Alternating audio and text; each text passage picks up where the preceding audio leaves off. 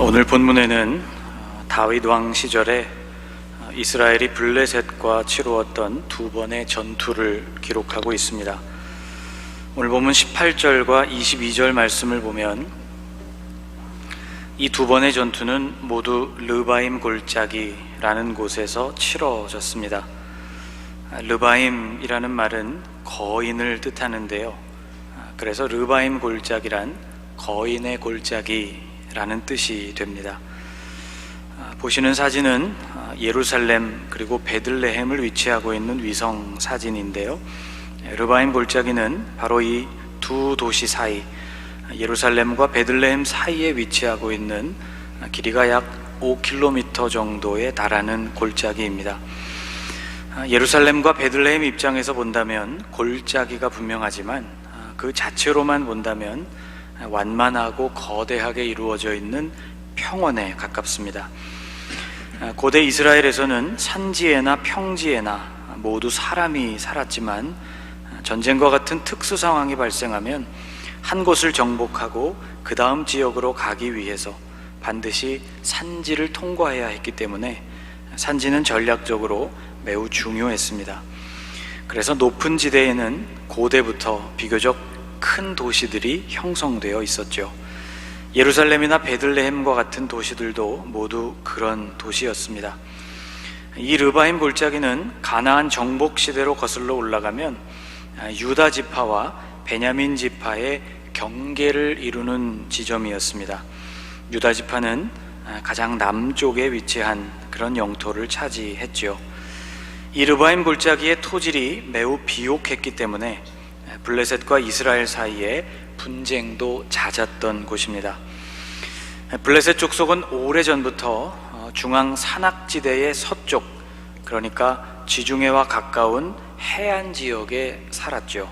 이곳은 낮고 완만한 언덕들이 모여서 구릉지대를 이루고 있는 지역입니다. 그래서 이 르바임 골짜기는 이스라엘의 주요한 산악도시들로 접근할 수 있는 진입로 역할을 해주었습니다. 보시는 풍경은 예루살렘과 베들레헴 사이, 과거에 르바임 골짜기라고 불렸던 그 영역 중간쯤에서 볼 수 있는 풍경입니다. 저 앞에 보이시는 도로는 헤브론 로드라고 불리는 현대의 60번 도로인데요, 남쪽 브엘세바에서부터 출발해서 북쪽의 나사렛까지 이어지는 긴 도로입니다.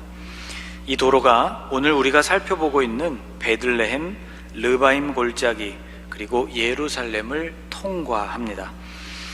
사진에서 바라보고 있는 방향이 바로 예루살렘 방향이고, 그래서 저 앞에 있는 도로를 따라 계속 가면 예루살렘에 도착하게 되죠. 다윗은 바로 이런 평지에서 블레셋과 두 차례의 전투를 벌였는데, 오늘 본문을 보면 이 두 번째 승리가 뽕나무 숲을 맞은편에서 기습을 가함으로써 얻을 수 있었다고 기록하고 있습니다. 22절과 23절에 등장하는 뽕나무는 우리나라에서 자라는 뽕나무와는 전혀 다른 종입니다. 더 정확한 명칭은 돌무화과 나무이죠. 신약 성경에 나오는 삭개오도 바로 예수님을 만나기 위해서 같은 종류의 나무에 올랐습니다. 이 돌무화과 나무는 목재가 귀한 이스라엘 땅에서 아주 중요한 나무입니다. 사람들은 이 돌무화과 나무가 다 자라기 전에 가지치기를 했는데요, 그래서 가지치기를 한 그곳에서부터 새로 돋아나는 가지들을 수확해서 사용을 했습니다. 이 가지들은 주로 주택의 지붕에 들어가는 뼈대로 사용을 했죠. 이 나무의 이름에 돌이 들어간 이유는 그 열매가 맛이 없기 때문입니다. 그나마 먹을 만한 열매를 수확하기 위해서는 열매가 달리기 시작할 때 열매를 일일이 바늘로 찔러서 흠집을 내고 그곳에 꿀을 발라줘야 하는 아주 번거로운 절차를 거쳐야 했습니다. 그리고 이런 노동을 감당했던 사람들은 농부들이 아니고 주로 들판의 목자들이었죠. 돌무화과가 익는 시기는 양들이 먹는 풀이 사라지는 시기이기 때문에 목자들은 그 노동의 대가로 농부들로부터 양들의 먹이를 제공받을 수 있었습니다. 구약시대에 활동했던 아모스 선지자라는 인물이 자신을 소개할 때 나는 목자요 뽕나무를 재배하는 자라고 소개한 것은 바로 이런 배경을 갖고 있습니다. 이 돌무화과 나무의 또 다른 특징은 평지에서만 자란다는 것입니다. 생물학적 특성상 산지에서는 살지 못하는 나무가 바로 이 돌무화과 나무입니다. 열왕기상 10장을 보면 다윗의 아들 솔로몬의 시대에 이스라엘이 얼마나 부요했는가를 기록하고 있는데요, 그 중에 이런 기록이 등장합니다. 왕이 예루살렘에서 은을 돌같이 흔하게 하고 백향목을 평지에 뽕나무같이 많게 하였더라. 솔로몬이 거주하던 예루살렘에서는 은이 돌같이 흔했고, 또 예루살렘에서는 나지 않는 그 진귀한 백향목이 돌무화과 나무만큼이나 많이 수입되던 시대, 그런 때였다는 기록이죠. 돌무화과 나무를 평지의 뽕나무라고 표현하고 있는 이유는 이 돌무화과 나무가 오직 평지에서만 자라기 때문입니다. 23절 말씀을 보면 하나님은 다윗에게 기습작전을 명하셨는데요, 그 장소가 뽕나무 숲을 맞은 편이었습니다. 23절 말씀을 같이 한번 읽어보겠습니다. 다윗이 여호와께 여쭈니 이르시되 올라가지 말고 그들 뒤로 돌아서 뽕나무 숲을 맞은 편에서 그들을 기습하되. 뽕나무 숲을 맞은 편이 도대체 어디일까? 우리 생각에는 헷갈렸을 것 같지만 돌무화과 나무가 어디에서 자라는지에 대한 지식이 우리와 같이 특별한 지식이 아니고 상식이었던 이스라엘 사람들에게는 별로 어렵지 않은 말씀이었을 것입니다.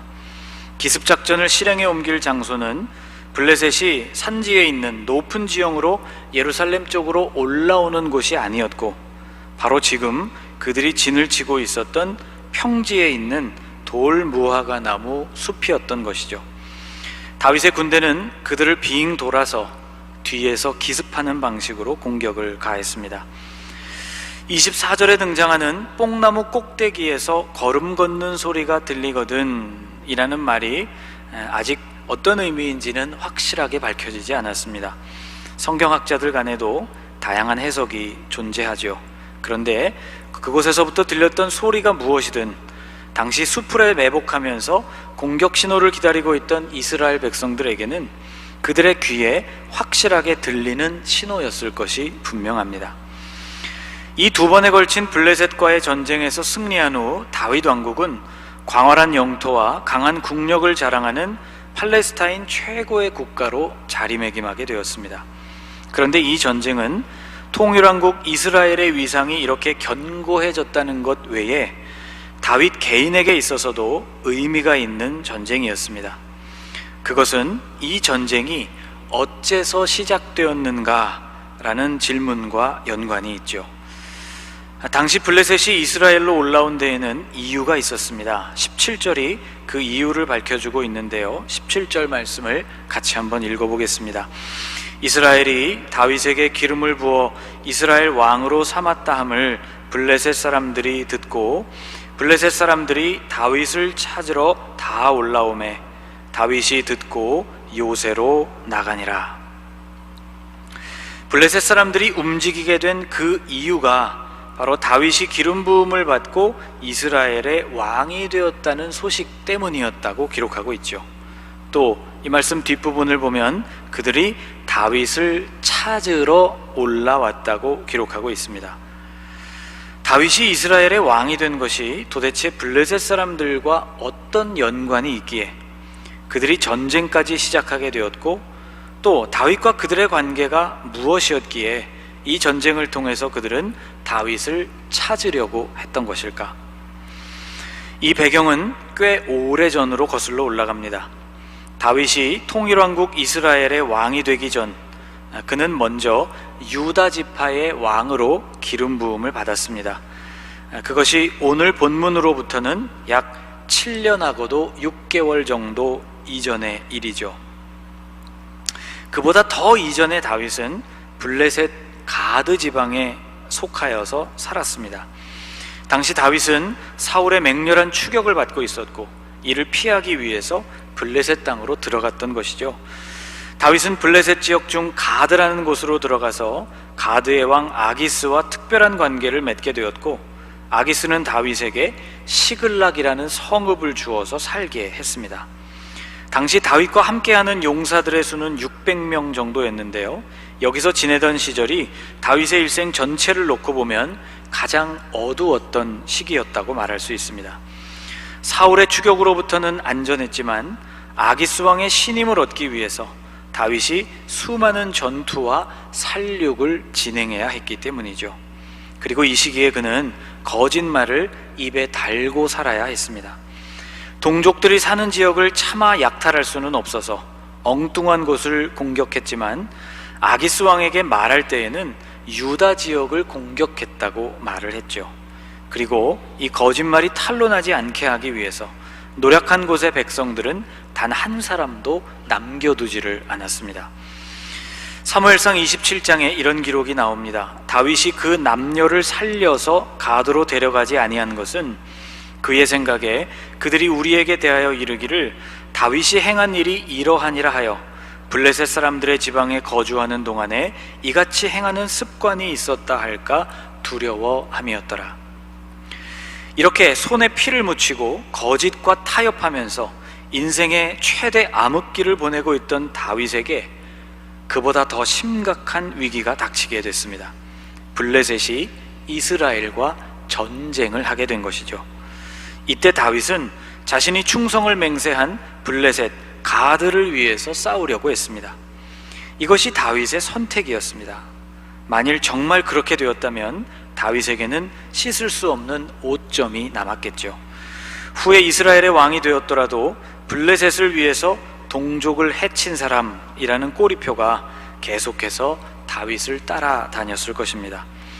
다행스럽게도 블레셋의 다른 방백들이 다윗이 그 전쟁에 나가는 일을 반대했습니다. 중간에 자신들을 배신하고 다시 이스라엘 편에 붙을 것을 염려했던 것이죠. 아기스 왕이 다윗의 충성심에 대해서 방백들에게 변론을 해보았지만 소용이 없었습니다. 할 수 없이 다윗은 시글락으로 돌아오게 되었고, 다윗이 빠져버린 그 전쟁에서 원수 사울은 블레셋 사람들의 손에 의해서 전사하고 말았습니다. 다윗이 살아있을 때에는 다윗을 잡는 일에 그렇게 열심히 협력하던 이스라엘의 민심이 사울이 죽자 다시 다윗에게 기울기 시작했습니다. 이스라엘의 남쪽에 있던 유다 지파가 먼저 다윗에게 기름을 붓고 그들의 왕으로 세웠죠. 그리고 7년 6개월 만에 북쪽에 있는 지파들도 다윗에게 기름을 붓고 그를 왕으로 인정하게 되었습니다.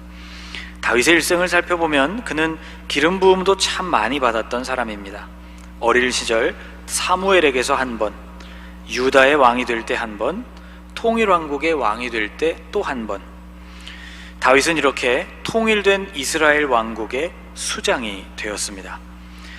한편 블레셋 쪽에서는 사울 왕의 죽음 이후에도 이스라엘이 다시 하나로 뭉치고 있다는 불길한 소식을 듣게 되었죠. 더구나 그 중심에 다윗이라는 인물이 자리 잡고 있다는 것이 블레셋의 입장에서는 매우 불쾌했습니다. 다윗은 블레셋의 신세를 진 사람이었습니다. 어려울 때 의지했고 블레셋의 보호를 입었던 인물이죠. 그 자신도 블레셋 편에 서서 전쟁에 나가겠다고 고집을 했던 사람이었습니다.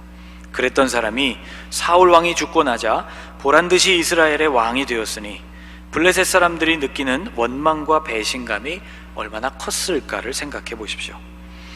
전쟁에 나가려던 다윗을 말렸던 방백들은 아마 뒤늦게 가슴을 쓸어내렸을지도 모릅니다.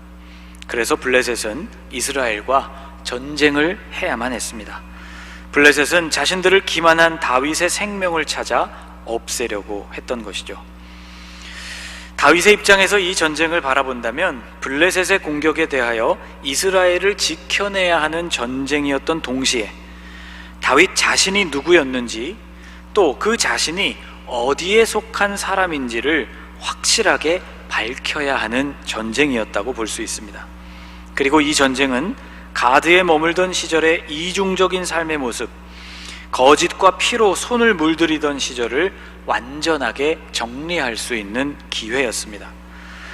오늘 본문 속에는 가드에 있을 때의 다윗과 현재의 다윗이 어떻게 다른가를 보여주는 아주 분명한 특징이 하나 등장합니다. 그것은 바로 다윗이 하나님께 묻고 있는 장면입니다. 하나님께 묻는다는 것은 기도를 통해 하나님의 의중을 묻고 그 뜻대로 행하겠다는 표시였죠.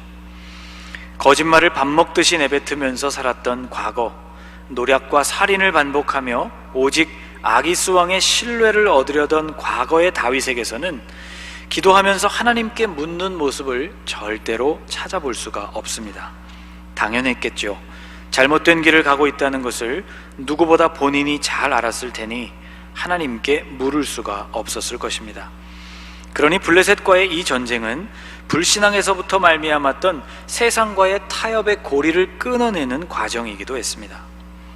여러분, 19절 말씀을 같이 한번 읽어보겠습니다.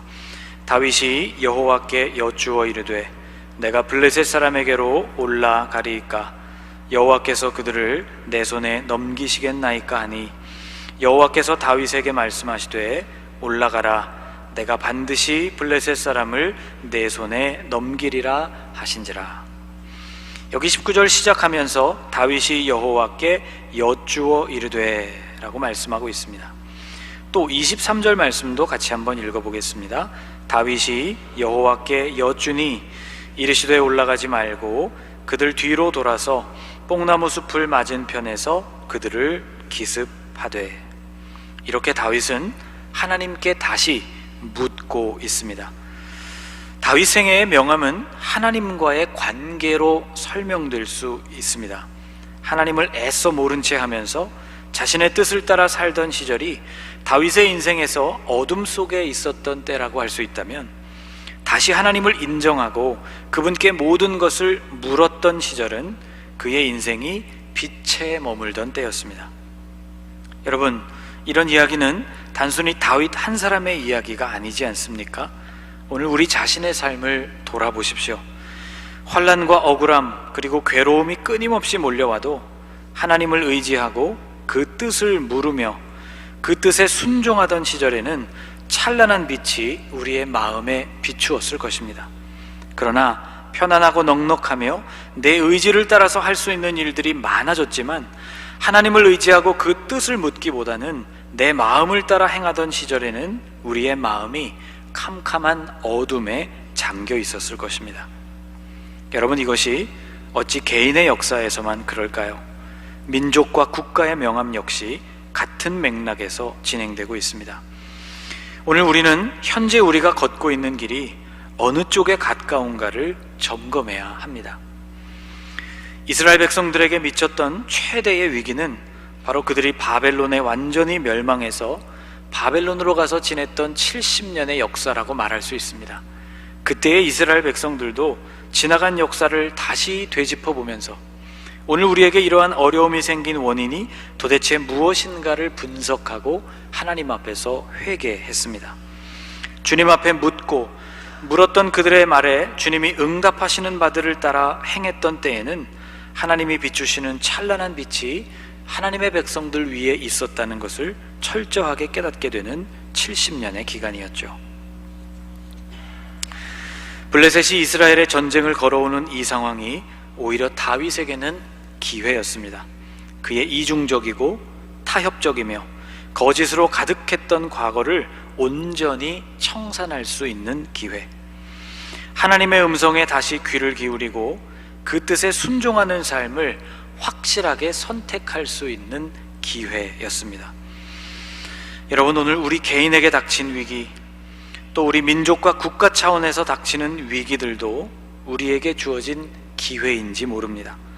불신앙을 정리하고 다시 하나님 앞에 믿음으로 설 수 있는 그런 기회 말이죠. 다윗이 여호와께 여쭈어, 다윗이 여호와께 여쭈니.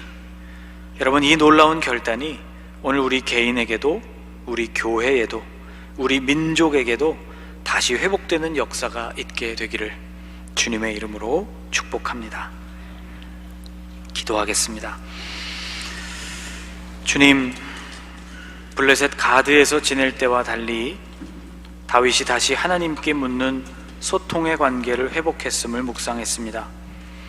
전쟁의 승리나 왕국의 부흥보다 이것이 더욱 근본적이고 중요한 문제였음을 보았습니다.